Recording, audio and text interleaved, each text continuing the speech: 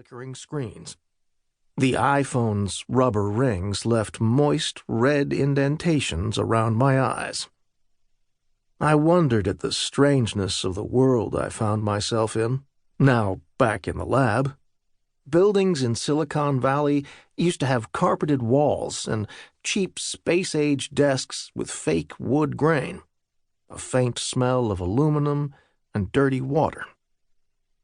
A gang of eccentric technical geniuses converged, impatient to try. Chuck in his wheelchair, a robust, bearded lumberjack, Tom acting all professional and analytical, even though only a few minutes earlier he'd been telling me about his crazy adventures exploring San Francisco overnight. Anne seemed to be wondering why she was yet again cast in the role of the only adult in the room. Did it feel like being in Seattle? Kind of, I said. It's marvelous. Everyone shoved toward the gear. Every little iteration of our project got better. There's a bug. The avatar hand is huge, by magnitudes. I never got tired of the simple act of using my hand inside VR. When you could bring your body in there, you were not just an observer, but a native. But every tiny detail of functionality, of figuring out how a virtual hand could hold virtual things, turned out to be a struggle. Fix a problem with how virtual fingertips mistakenly penetrate objects they are trying to pick up, and you might accidentally make the hand gargantuan. Everything connects with everything. Every tweak of the rules of a new world is a potential setting for a startling, surrealistic bug.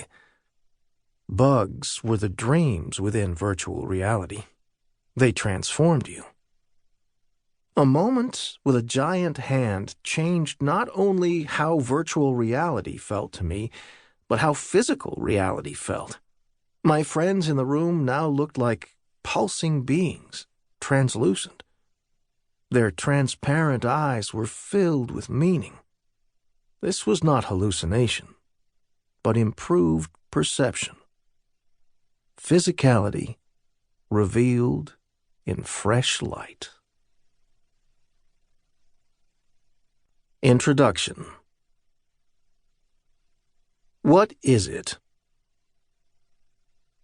VR is those big headsets that make people look ridiculous from the outside.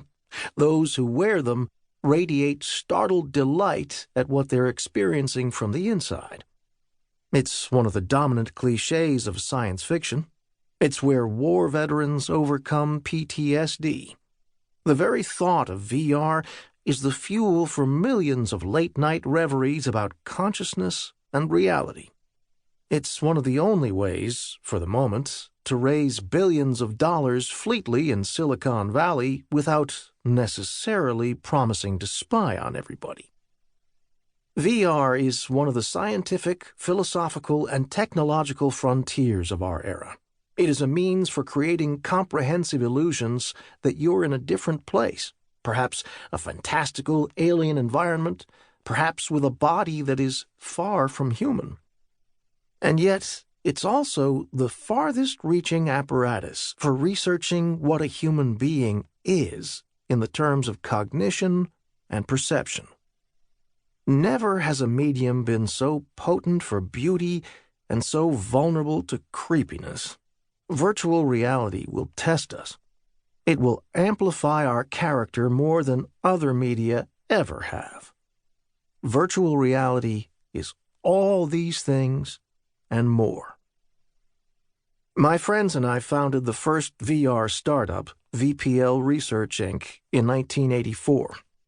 This audio program tells our story and explores what VR might mean to the human future. Recent VR enthusiasts might exclaim, 1984, no way! But it's true.